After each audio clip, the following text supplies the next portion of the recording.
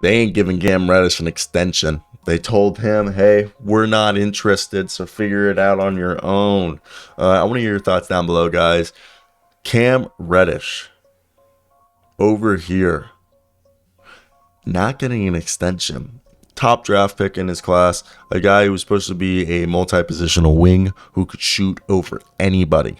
And he was going to be a guy that one could say was a safer pick in his draft because he was going to be a guy who was a guarantee to at least be a serviceable player in the NBA because of his shooting ability and his size.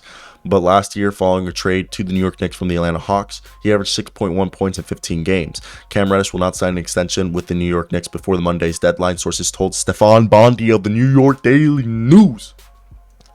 And obviously this sucks. This is not what you want for anyone. And what is it with Cam Reddish that... I like him. I want success for Cam Reddish, okay? I mean, we saw Cam Reddish in 2021 through 34 games. That was a 12 points per game scorer who shoots at, a decent clip and for the Hawks. And this was before he got traded to the Knicks. This was him on a Hawks team scoring 12 points a night, 40%, 40% from the field, 38% from three on a team that he was giving bad vibes. Like, supposedly the Hawks locker room hated Cam Reddish. Cam Reddish was not welcome, was not liked, and it was awkward vibes. This is what I was told by Hawks fans. And he still was going out there putting 12 points a night. So kudos to him to being able to do that. Okay, that's not something that everyone is able to do when the vibes aren't immaculate. I mean, he's still 23 years old, so whoever gets him is going to get him on a fair deal. We've seen how Marvin Bagley has, went out. I know, thankfully, he didn't get too hurt, but Marvin Bagley was able to churn his contract, bet on himself in Detroit and got himself a 3-year, $40 million deal.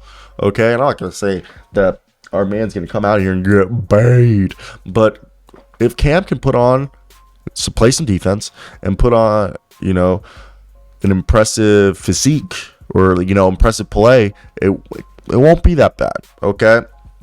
And for me, when you look at Cam Reddish going into his 4th season now, I don't think his stats tell everything. Because if you look at last year, before he got traded in 2020 to 21, there was an interesting thing. So before the All-Star break, he was averaging 11.2 points, and that's not really where I want to show. It's just like we've seen Cam Reddish through a 4-game stretch where he is a 12.8 points per game scorer. And even in his rookie season, okay, in the month of March, listen to this, or even the 10 games after the All-Star break in his rookie season, 10 games, he averaged 30.4 minutes, shot 12 field goals a night, 50% from the field. 5.5 of those field goals were threes at a 39% clip he was hitting them. Okay, grabbing 4 rebounds, dishing out about 2 assists, getting 1.5 steals on 16.4 points a night. Like, Cam Reddish has shown that he can be a 16 points per game scorer, okay, if given the opportunity in the NBA. And, like, don't get me wrong, I just think it's just an interesting situation that, like, I don't know whose fault it is that this hasn't worked. Like, I think defense is a big thing, and he showed it in his rookie season, but I don't know if it was because of Atlanta. Is there somebody in his head that makes him think that he might be better than he actually is?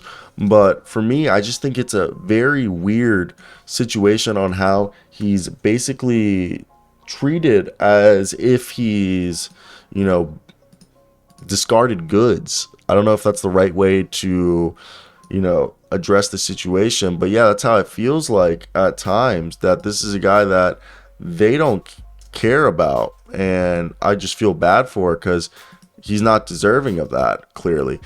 And I think he's a better player than what people want to initially give him credit towards. And I'm not saying he's like a terrible player, but I think he's definitely someone deserving of the opportunity, okay?